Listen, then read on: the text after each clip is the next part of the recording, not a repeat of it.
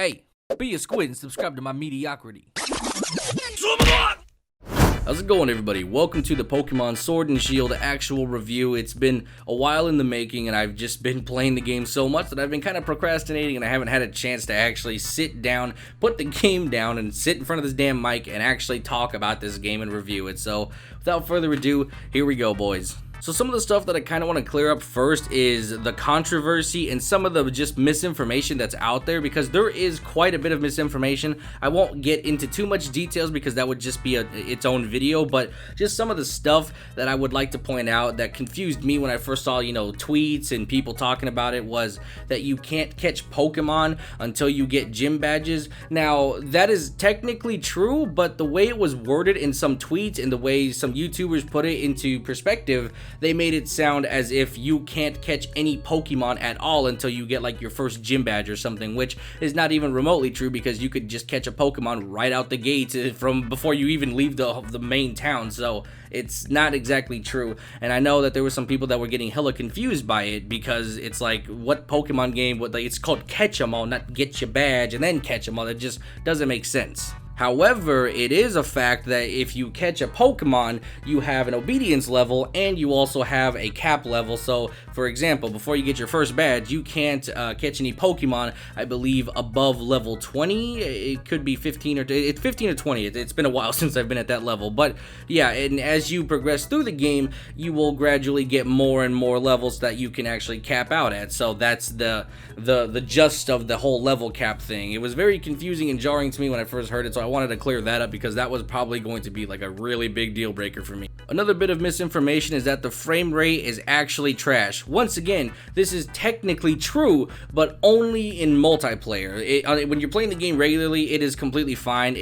However, the FPS is locked at like 30, I believe, and it does not go to 60 at all. And then whenever you're playing online, it plummets to like 25 to 15. Sometimes the game will just straight up freeze, and that's the genuine truth. But the way people were framing it and saying it is that the game is just horrible frame rate all around, which is not true. Whenever you're playing solo, or you don't have local, or I mean not local, the network connected or anything like that, it is completely fine and there is no issues whatsoever, and it is 100% playable without a doubt. So those were just some of the bits of misinformation that were out there that I would classify as deal breakers in my opinion. But now let's go ahead and move on to some of the good stuff. So right out the gate, let me say that the whole open world aspect, the 3D angles, camera moving, bicycle, surfing, all this other stuff, this open-ended world, it's so good. This is what I was looking for. This is exactly what I want. Before, in previous games from my generation and what I'm used to and what I've been playing recently,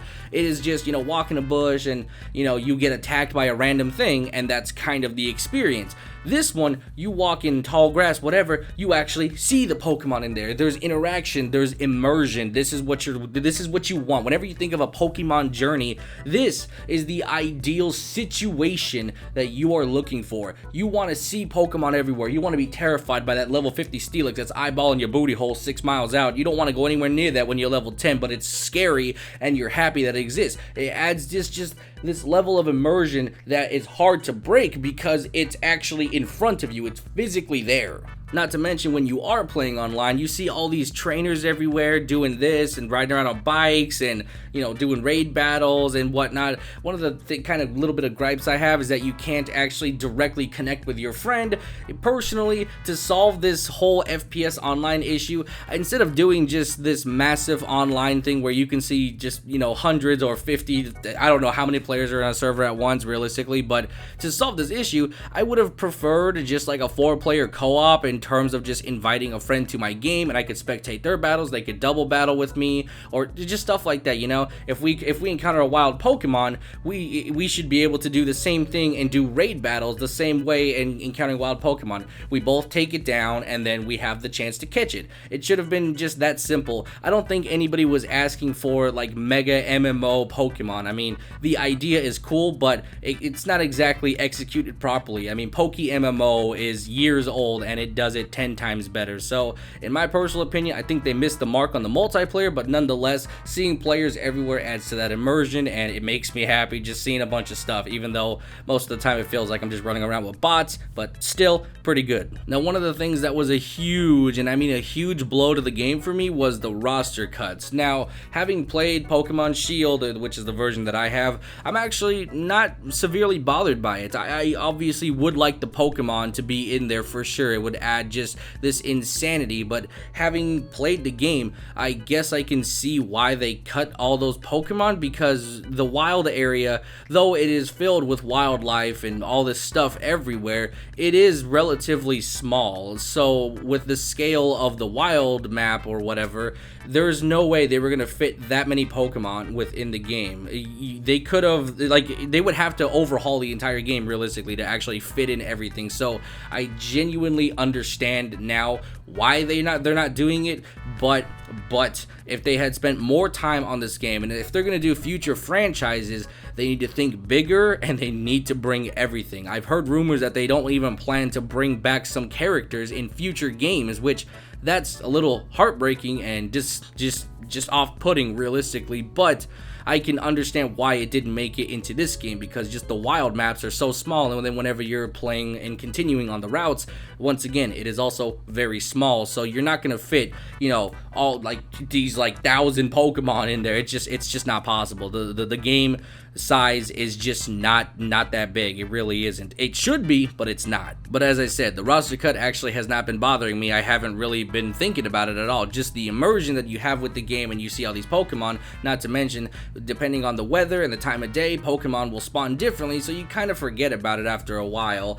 Now, after you play for hours and hours and hours and hours, you'll start to notice that repetitiveness, which is going to be annoying after, you know, you get the same, you know, Sneasel running up your butt, or the random shitty ass Electrites, which, why are those everywhere? Literally, Electrike is the new Zubat. That fucking thing is everywhere. Please, for the love of God, just put that thing in another place that I can't look at it anymore. That is a piece of ass. Okay, let's go ahead and segue that into talking about gyms. I'm only going to touch on this for a moment because I don't want to spoil much for you guys. If you guys want to actually see gym gameplay, you can watch my little bit of Let's Plays that I do here and there. But overall, the gyms are fun. The gym missions, however, some of them are pretty tedious and annoying, and some are just downright stupid. Like the first gym leader, you have to herd sheep, which is just, this is a Pokemon game. This ain't Farmer John Simulator. Just don't ever do that again. Never in Pokemon life or history, never do that shit again. However, the puzzles, though, you know, walking puzzles and stuff like that, I enjoyed that. I thought that was pretty fun, even though it can get kind of tedious and annoying after a while. I think maybe you should have cut it down to 2 instead of 3 areas, just to kind of, you know, keep the spice there, but not overly tedious. But nonetheless, I still enjoyed the puzzles more than anything else. But overall, the gym missions are not that bad. Realistically, the grass one is the worst and everything. But aside from that, moving on to the actual gym battles, in my personal opinion, I think they're a little underwhelming, but then again, I am one of those players that over levels by quite a bit, and not to mention I actually counter most of the picks, so whenever I go to a gym, I make sure I have an understanding as to who I'm gonna fight, so that way I can pick my Pokemon accordingly. And like I said, I over level, so it tends to be a relatively quick gym. Now, once again, that is a personal opinion. You can remedy that type of situation with setting yourselves with goals, and maybe, you know, do like Twitch chat stuff where they pick the Pokemon, or maybe you just, you know, set up these, you know, makeshift rules for you where you don't actually speed through everything, so that way you can add that level of challenge. But in my personal opinion, I would have preferred just a new game plus, realistically, where I get to keep my Pokemon, but the gym leaders, you know, just get beefed up immensely. That would have added some post-game content, which is what I'm going to segue to now, because gyms, there's not really much to talk about. It's a bit underwhelming, but overall the Dynamax is meh. I don't really care for it. I would have preferred Mega Evolution, but gyms are fun to a degree, but not exactly the main focal point, at least for me. So now we're kind of dabbling into the negatives, so we're going to talk about post-game content now, which it is, it's lackluster. It's not great. I figured by now post-game content would have been an actual thing. There's plenty of ideas they could have done. Just one, throwing it out there would have been a new game plus, which if the higher you go, the more likely you're to encounter shinies, Gigantamax Pokemon, stuff like that. That would have been just a standard issued idea for post-game content, which I think if that was a thing, people would probably stop complaining about post-game content because at least it exists. Honestly, this is not a new problem. Most Pokemon have this issue where post-game content isn't necessarily that big of a deal, or isn't that extravagant, I should say. I can't speak to the newest ones and whatnot, but previous games from Ruby, Sapphire, and all that stuff, it was pretty much the same. You beat the Elite Four, you capture some legendaries, fill the Pokedex, and that's it. You do rebattles and then you do it all over again. That's what you do in Pokemon, and they kept this same shitty tradition, which they should have definitely changed out for something better. I kind of had this other idea where whenever you become the champion, you can actually get challenged by other NPCs or other just challengers in general that want to take your belt and whatnot, and if you lose, then you got to do the whole thing all over again, and you get new rewards and stuff like that, and every time you hold the belt, you still get rewards for, Gigantamax and, better raids or just chances to drop, just rewards in general. There's a lot of things they could do with that, but that was just an idea I was tossing around. But either way, just the regular standard issue, new game plus would have been good enough for me. And as I already kind of touched on earlier in the video, the FPS for the multiplayer just blows ass. The moment all these sprites and 3D models get loaded in, it's just a straight palooza. It is not good at all. Aside from the FPS issues, there are just multiplayer issues as well, where whenever you do a link trade, it takes forever. Whenever you do a link anything, it takes forever. Me and Steve have traded countless Pokemon so far, and it takes so long. Sometimes we have to reset the link password, sometimes he has to do it and then it'll connect us, sometimes I have to do it then it'll connect, sometimes we have to do it at the same damn time and it connects us. It's such a hassle. It is such a fucking hassle, and I wish Nintendo would fucking step it up and start to understand internet, because you can't keep going off of the SNES rules, alright? The internet is the future. You have to learn to implement this shit in your actual IPs. You literally have to. The moment you start slowly trickling it in where internet is starting to be a thing, this is where you're gonna fail at the most, because you don't get internet. You just don't get it, Nintendo, and the moment you do, you're going to soar, you're going to fly, and you're gonna be the #1 console whenever you finally understand how to implement internet in your games. Not even that, just the fucking consoles, realistically.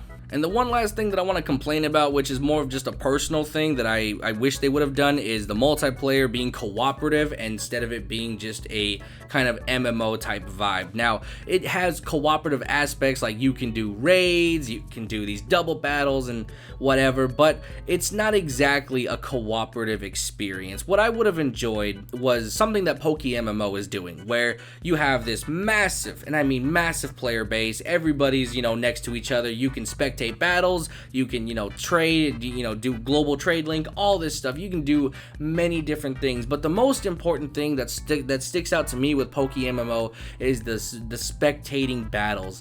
That is hands down my favorite thing, especially whenever you have more time than a friend and they're trying to level up and you want to watch their battles, or you just want to go through their journey with them. That is what I'm looking for, a cooperative experience. I'm not looking for just the new PokeMMO.